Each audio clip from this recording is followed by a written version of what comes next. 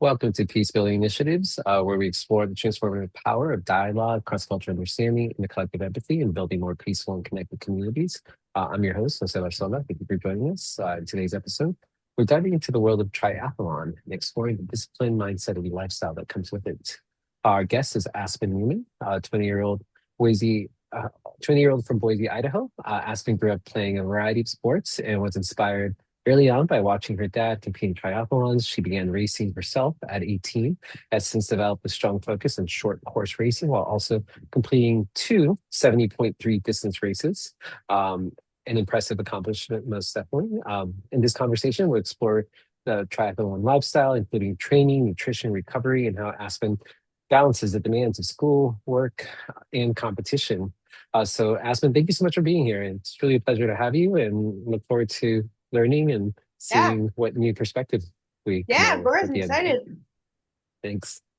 So to get us started, on your personal journey, Aspen, can you take us back to the moment you first decided to try a triathlon? Yeah, so I grew up watching my dad race. Wasn't super into it. Actually, wasn't a fan of running. I played softball super competitively. Was gonna play over at thinking about playing at some schools, but just kind of got burnt out. Wanted something new, so I was a freshman in college, and I just decided, give it a shot. Trained for a little. I didn't really have a bike. I was on like indoor Peloton bikes and just kind of see what I could put together. But yeah, yeah, it was kind of not anything specific. I was just, bored. I had a lot of free time, so I figured I might as well just try. Well, thank you. So growing up watching your dad race, what impact did that have on you? How you viewed the sport and yourself? Yeah, absolutely. It was a huge impact. My parents led a lot by example, so I followed their footsteps with everything they did. It definitely displayed a huge work ethic. I saw him get up early mornings, late nights, spending a lot of time just with discipline and also taught me a lot about like the balance of sport and work and family. And you have to have a balance in order to be good at all those things. So yeah, it was great. I don't know if I'd be in the sport without him for sure. Thank you. And when you say early, how early is it for folks listening? So in case anyone's And my considering a dad, triathlon. oh, how early that my dad was racing or that I Yeah. remember? Or yeah, you Yeah. said getting up early, like how? Oh yeah. Oh, whew. Yeah, 4 or 5 a.m. Most of my alarms each week are 5:30 a.m. But yeah, he would do early mornings all week, and then Saturdays is a huge day, so that's like a 4 a.m. to like a 12 p.m. A long ride, long swim. Wow. So yeah, I just kind of yeah took in his footsteps, and it's great. I still train with him, and he gives me a lot of advice. That's great. What was your first race like, and what did you learn from that experience? Yeah, my first race was a sprint distance local race back home in Boise. Super good. Had a bunch of family around. My dad was there. Yeah, it was good. I think I was first in my age group, third female overall. So kind of gave me a little bit of hope in the sport. But it was great. I didn't have all the things and resources that I have now, but it was great. The swim is overwhelming. There's a lot of people. Definitely had a little bit of a panic at the beginning, but yeah, it was cool. I saw my dad. It was really nice to be in a local environment and practice on the race course the day before and stuff. Thank you. What surprised you most about the experience? That first one. I would say the short distance is still just as hard as the long distance. Oh, It's a lot more anaerobic and a lot more lactate being produced in your body, so you have to be really careful with the power numbers and the pacing and the nutrition. So um, I think I realized that how important it is to recover and just stay focused in those races, even though they're so short. There's a lot going on, so thank you. For listeners who may not be familiar, what does the day-to-day lifestyle of a triathlete look like if yeah, folks want my to consider my it? yeah. So I train 6 days a week. I have a rest day once a week. If it was up to me, I probably wouldn't have a rest day, but my coach likes me to have a rest day. But yeah, every day is a double day. So swim 5 times, 6 times a week. Probably run 4 times and bike five. So Saturdays are usually a long bike and a long swim, and then Sundays are always a long run. But yeah, I do gym so typical days probably wake up, maybe a 3,000 yard swim, school, class, work, whatever. In between, I'm usually stretching or foam rolling, and then in the afternoon, it's either maybe a 90-minute bike indoors or a run. The week changes week to week, but it's twice a day, every day. Thank you. Yeah. What does consistency mean to you in training, and how do you maintain it? Yeah, I think a lot about this. Consistency is everything in the sport. Everything I've done is from consistency. I think it's really hard to be motivated all the time. But I have a lot of discipline just from growing up, watching my dad and things like that. So I think discipline gets me a lot more consistency than motivation ever will. Um, and always something that helps me is always being signed up for a race, and having that to look forward to, like kind of those little carrots in front of me, and knowing that um, what I'm working towards is in the near future. How has being a triathlete shaped, would you say, your identity outside of sport? Yeah, it's shaped everything. Yeah, I would just say the consistency. If I say I'm gonna do something, I'm gonna do it. If I'm gonna show up for class, I'm gonna show up. If I'm gonna show up for my friends, I'm gonna be there. I think a lot of it is just sometimes you don't always want to do the workouts, or sometimes you don't always want to do things in life. You have to do them. So there's no way around it but through it. So consistency can basically apply to everything in my life. Yeah, every aspect of my life. I think it's a amazing thing, and it's challenging sometimes because the progress is not always going as fast as you'd like, but it is there, and it can take years, but it'll come. Oh, thank you.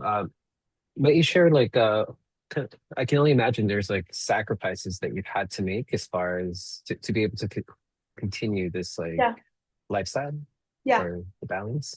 yeah. Of course. Yeah, sacrifices.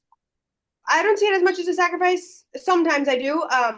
But yeah, I go to bed pretty early, like 8, 9. I'm pretty tired.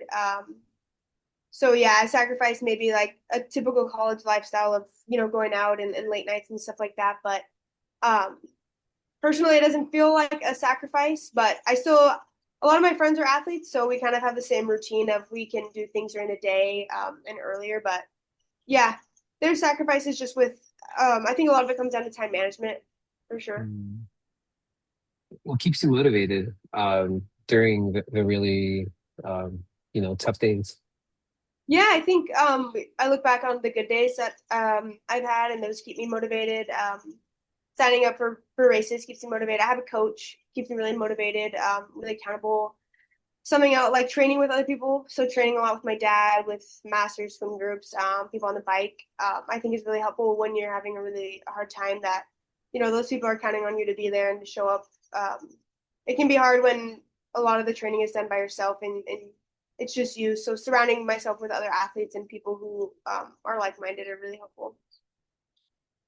Thank you. Speaking of minded, my understanding is that doing a triathlon, uh, similar to like any kind of race, Yeah.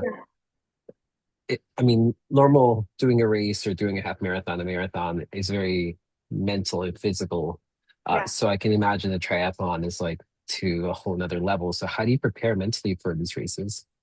Yeah, I break everything down. So I placed third at Hapalua 2 weekends ago, and I break the race down by miles. So I do like 4 miles, another 4 miles, another 4 miles, and then just like a sprint finish. I also just placed first at the Lonnie Kai Triathlon, first major, fourth overall female. So I break everything down by swim, bike, run. So in the swim, I'm focused on one thing, finding feet, and then the bike, I'm focused on certain power numbers, and then the run, I'm just focused on my own pace.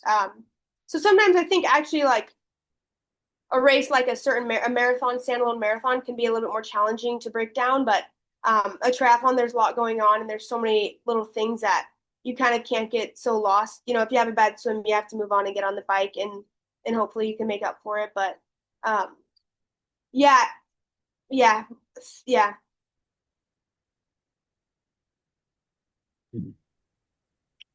Congratulations on finishing third. That's quite impressive. That's amazing.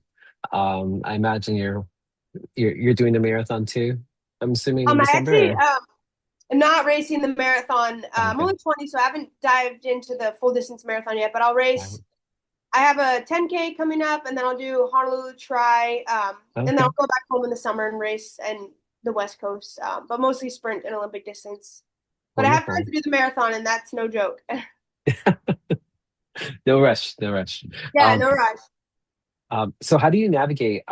Because I imagine there might be setbacks, injuries, or days when motivation might just be low. Yeah, yeah, for How do sure. you I navigate that? in the fall I actually dealt with I've been dealing with shin splints on and off, so I pulled out. I pulled out of the Val Nuasco half marathon. It was kind of the first race I really had to take myself out of, and it was really tough. It was hard. It's hard to see fitness go, but um, I do a lot of cross training, and I had a lot of conversations with people on my team, like PT, massage, my coach, and I was lucky that it was only a shin splints, and there's people that get stress reactions and stress fractures. So a lot of the conversations I have with people are long term. So I'm talking like 5, 8 years down the road when my fitness is really peaking. So the things that I do now are setting me up for success in the long run. So even these next couple years are just a lot of learning and making sure my body is durable. So yeah, injuries are tough, but they're something that everyone goes through, and you have to work through them. But it can be tough, absolutely. Thank you. When you referenced peaking, when is the peaking point normally? Does it Yeah, change per so person actually or it's like yeah, most even like in a sport like running, it's like late 20s, early 30s. So I have a lot of conversations with my coach about plans from 10 years from now. So even like the training that I do now is not massive. The volume's not massive, or the intensity's not massive, because we have a long-term mindset of goals I have in 8 years.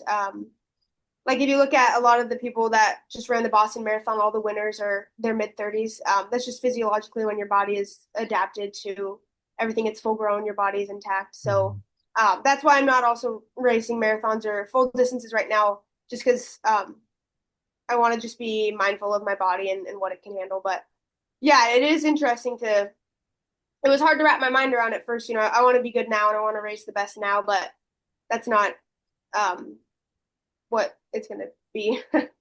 Yeah, yeah, no, I commend you. That's very strong. Not only like self-control, uh just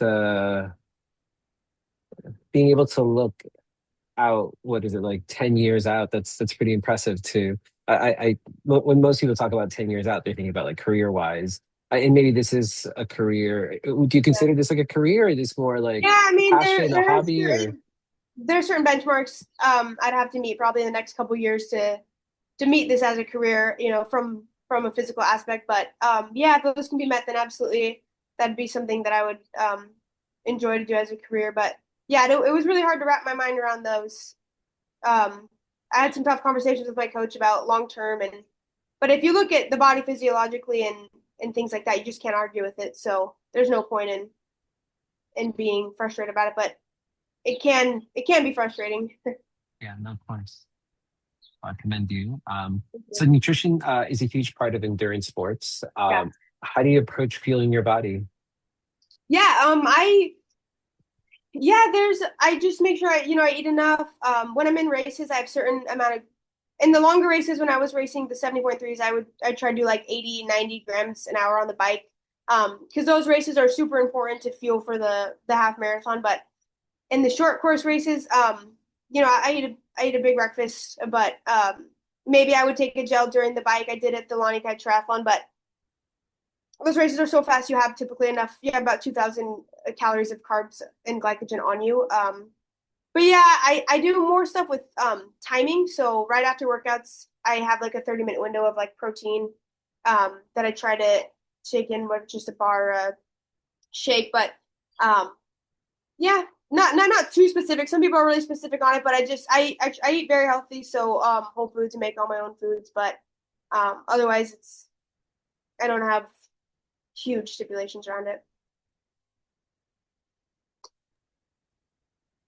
Thank you. What have you learned from recovery that you wish you knew when you started? Yeah, sleep. So I sleep like 10 hours a night. Sleep's the best for me personally.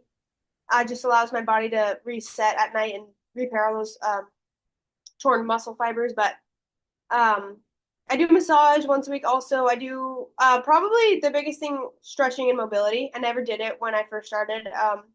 So now every day I do about 10 minutes of mobility, just stretching things like hip flexors, foam rolling calves. So I think a lot of recovery now for me looks like preventative rather than after the fact. So preventing all those little niggles. That's amazing. You get 10 hours. I commend you. Yeah.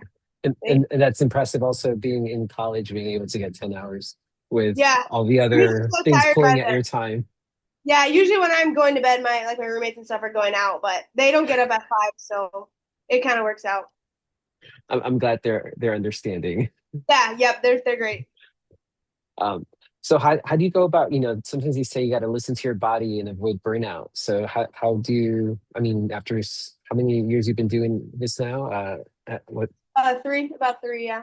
yeah. So how do you, is it just like the Um, aches and pains or what, yeah, what are the signs? there's always aches and pains for the most part. But I would say in the terms of burnout, I will take like an off season at the end of the summer, maybe like a couple weeks where nothing's on the books for training and it's kind of whatever I want. And then I'll do a couple months also in the fall where it's more like gym focus and kind of just getting the body ready for what the season's going to look like. But yeah, I haven't really had the huge burnout that some people do. I can kind of tell when my if I'm in a workout and my body's like this is horrible. I'm mentally fighting it more than I want to. Maybe I'll cut it short. I try to push through for the most part. I'm pretty stubborn, but there are times when you have to call it quits. It's mostly with running. If I can feel my shins or something flaming up, it's just not worth it. Especially I have races around the corner. There's what's this fitness isn't building me much. I find it amazing that you just said the word stubborn because Yeah, you also said the word consistency, yeah, which can be one and the yeah, same depending upon how you look at it. yeah, for sure. Yeah, Some I'm people more might be like, "You're stubborn. so motivated," while No, it's you're more stubborn. Even my coach, like, if I miss a workout, I'll try to fit it in, and he's like, just, you know, if you miss it, it's fine. But yeah, it can be hard sometimes to work with elite athletes because they can be pretty tough yeah. with the mindset. Um, how about I just wonder if you have any advice for listeners who common mistakes beginners should avoid. Yeah, I would say people probably run too fast in their training because they want to, it's cool to post things on like Strava and see these certain numbers, but if you want to perform on race day, you really have to. Um, you want to. I always tell myself all the training I do, I should be able to do more of it. I should finish the training for the most part feeling pretty good, like I could do more. And then on race day is the time to kind of test all those things. So I would say go easy on yourself, go easy on the training. Don't build up your mileage too much. You'll get chin stuff, and be nice to yourself. It's tough sport. The day is not always going to be good. You have to have a little bit of luck in the day and on the sport, and if it doesn't go your way, it's okay. There's other races. Okay. Now, shifting a little to balancing school, work, training. So you're balancing triathlons along with school and a job. Yeah. What does time management look like for you? So 10 Yeah. hours of your day is sleep. Yep. So you have 14 hours left. Yeah, so I go to bed early, wake up early, pretty much every day. I'm don't really have a lot of time to. I don't really do a lot of TV or things like that. My social life sometimes when I'm in season can be um, lacking a little bit just because I'm quite busy with the things that I do. But most of my classes are online. Um, but I think it's time management is also the same thing with consistency. So instead of choosing, I don't have like TikTok. So instead of sitting on my phone at night or things like that, I'm working on school or if I have 30 minutes instead of maybe doing something I'd rather do, you just have to. It's like you backwards plan to move forward. So Yeah. even things like meal prepping, all those things, I just think about things in terms that's going to set me up for success for the week. I go week by week. So, yeah, time management. And it's nice on weeks like this, I can come here and take a week off of work and have a little bit of a lighter week of training, coming off 2 races and really relax. That's wonderful. What I'm hearing is that you're making that time to treat yourself, take care of yourself. Like, Yeah. so even though might be perceived as like a rigid schedule to some, uh, because we always talk about, we can be our own worst critic. And so, sounds like you do that a Yeah, lot. I am. It's part of the Yeah. motivation maybe, but also just understanding like, oh, I need a week off. Like this is much Yeah, needed. exactly. And It was really hard to do like down weeks and rest days when I first started working with my coach, but I see the benefits. You know, I it's still it can be hard. You want to just hammer, hammer, hammer, but you have to give your body time to heal. I just raced 3 weekends in a row, so my body really needs time. Your body builds those muscles stronger, so if you don't rebuild the muscles, then you're really not going to get much better. thank you. So what strategies help you stay organized and avoid feeling overwhelmed? I know you mentioned like taking a week off. Yeah. Are there other things to guide you along? Yeah, so I do meal prepping usually on Sundays, kind of meal prep Oh. stuff for the week. I eat kind of chicken rice kind of plain things. So you make your own food. You're not like eating out or So yeah, I make my okay. own food. Pretty simple stuff, meal prepping. Yeah, Since then you know exactly what you're putting into your body as yeah, opposed to like what other random yeah, stuff has been sodium there and a long other time. So diet. sometimes I will. Yeah, so I usually go to Costco Sundays as meal prepping, like all the things that I need to have throughout the week, which really helps me. Um, yeah, otherwise it's just yeah, I can't trying to spend like an hour or two on school every day, if I just have free time or Yeah. it's just my days are busy. I'm up at 5 a.m. I go to bed at 8 and it's kind of nonstop throughout the day. But I have lived that lifestyle for a long time, so I'm pretty used to it. And then on Fridays when it's a rest day, it's really a rest day. So it's really I work, babysit, and then I'm home with the feet up and stretching and maybe getting a massage. Mhm. I feel like you should get a sponsorship from Costco or something. Yeah, right. And There a lot. yes. Have there been moments where you've had to make difficult choices between priorities? Yeah, for sure. There's sometimes, when my friends are all doing stuff and I have a race coming up, so I really need sleep. That can be, it can be sad, but I think the people you surround yourself with are super important. And I surround myself with an amazing group of people, family, friends that are super supportive, and they absolutely understand what I'm trying to do. So um, they wouldn't doubt me or think I'm not their friend because I can't make something. And but it is important to balance those things. So when I have a down week, prioritize some of those things, maybe stay out a little bit later and make sure that I'm also prioritizing social aspects of my life because spending too much time on training, you can get a little bit too much in your head. It's really great that the your friends, your loved ones around you are very Yeah, understanding. I think that in itself is a sign of a good relationship. So yeah, I'm absolutely. glad you Couldn't have that do it support without system. them. Yeah, Yeah. family's great, parents are great. They're at all my races, and yeah, I absolutely cannot imagine being in this position without their help. So as just wondering what kind of advice would you give to like student athletes out there? Yeah, I would say, time management, work-life balance, have fun, enjoy your sport that you do. You can be tough on yourself and you can have bad days, but Yeah. it's a bad day, it's not a bad life. And make sure that you have an identity outside of the sport, too, because it can be kind of a downward spiral when you don't perform well and you take that as a personal moral hit. You're not your Yeah. sport. You have a lot more to you than just your performance. How do you go about, I mean, you kind of alluded a little bit to this, but how do you protect your own mental health?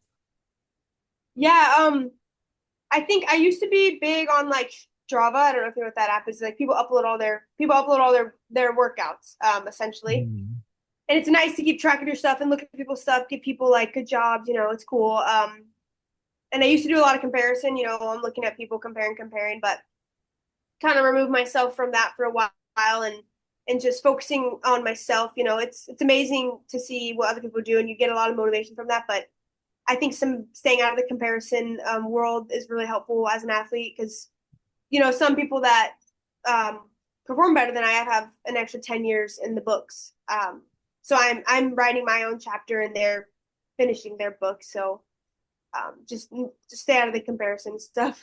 It's a good perspective. No, thank you. Thank you. Yeah, I mean, I think a lot of whether it's the apps, what's in the internet, in general, there's Yeah. lots of opportunities to compare ourselves, and Yeah. Are you which can want be this a or downward that? spiral, unfortunately. Yeah. Thank you. Yeah. Same thing I'm with all not. the social media. I don't have TikTok, but I have Instagram, but I just, try to keep it kind of limited. Yeah, yeah, of course. I know you've completed two 70.3 races, Yes. which is a magnificent milestone. What did those experiences teach you? They were great. So the first one, the swim was canceled. So it was actually just a bike and a run. Oh, So that was like, you really have to switch your mindset into, you're starting on the bike and you don't really know where you are in the race because everyone's starting at the same time. And there's actually people starting 30 seconds ahead, 30 seconds behind. So it's really hard to know where your gaps are on people. So that was my first race. And I just kind of took it as, get out there, have fun, learn from it, take it to the next 70.3. So 2 months later, I raced Boise 70.3, another hometown race, and I was third in my age group again. So, I just had a little bit more experience and tools in my belt and was able to. I think they just teach you that it's a long race. So if you're having a bad swim, you have another 3 hours. Don't just stop because you had 5 minutes of a bad run. Things can change after a mile. Things can change after 5 minutes, 10 minutes. So, yeah, just stay in it. Keep your head down. it's a good attitude. So, how do short races differ from longer ones in terms of strategy or mindset? I know you mentioned they're Yeah. kind of the same, but I wonder there must be So some yeah, it's differences. a kind of a whole different ballgame. Yeah, it's a lot faster. So you don't have any time to make any errors if you take a wrong line in the swim or things transitions are a lot faster. So you have to have your bike on the shoes clipped in and no shoe or no socks. So no socks for the I'm dealing with some blisters right now, Mm, but no socks on anything and you're kind of running as you're putting on, like your shoes, your watch, your oh, race belt, your hat, whatever you need. Um, there's no room for error in a long course. There's room for error. You can come back. You can put in time into people, but in a short course, there's not. You have to be aerodynamic the whole time. 10 seconds in a short course race is significant. it just give me that image of race car drivers who stop to get their tires changed when But it you're feels talking like about putting on your socks. I was yeah, like, no, yeah, no so socks, you're no anything. Yeah, figuring out the best way to put on your socks while you're still keep moving. Oh my. yeah, What is it like a quote unquote good race mean to you today? yeah. Good race. The Lanikai race was good. I think a good race is where I'm hitting, my numbers, my pace, and I feel comfortable. And I always want to be on the podium. Is something that is always in the back of my head. Positive self talk, but altogether, if I have a good swim, that's always a good takeaway. I'm not a swimmer growing up, so um, you know, yeah. There's different things on different days that I'm trying to focus on. So in the Lanikai Triathlon, I was trying to take out time in my transition and just focus on having a good swim. And there's other times where I'm looking to have a faster run or there's always little things you're prioritizing and nitpicking in each race. So it's the beginning of the season, so it's just kind of a rust buster. But yeah, Thank you. Shifting a little bit to the podcast is about peace building lens, deeper reflection. So endurance sports require lots of patience, discipline, self-awareness. So how have these qualities influenced how you navigate conflict or challenges in life? yeah. I feel like I can be pretty patient. And yeah, I can say pretty calm for the most part. It's kind of hard to get me super angry. Um, and I feel like just triathlon is so hard that I don't see a lot of things being that hard, or things that challenges that I go through that I can't get through because I've been through running with 4 miles and my whole ankle is bleeding, or it just puts things in perspective. I'm pretty flexible and easy, and I can be easygoing for the most part. So I just try to go with the flow, as triathlon is kind of go with the flow. Sometimes you have a really good day and you can capitalize on it. Sometimes you don't, and you just have to go with it. So that's what it is. My sister has a 9-month-old baby in the house, and so it is go with the flow right now. Congrats. It's exciting. Yeah, It's quite the curveball. yeah, Uh, a little do less you, sleep.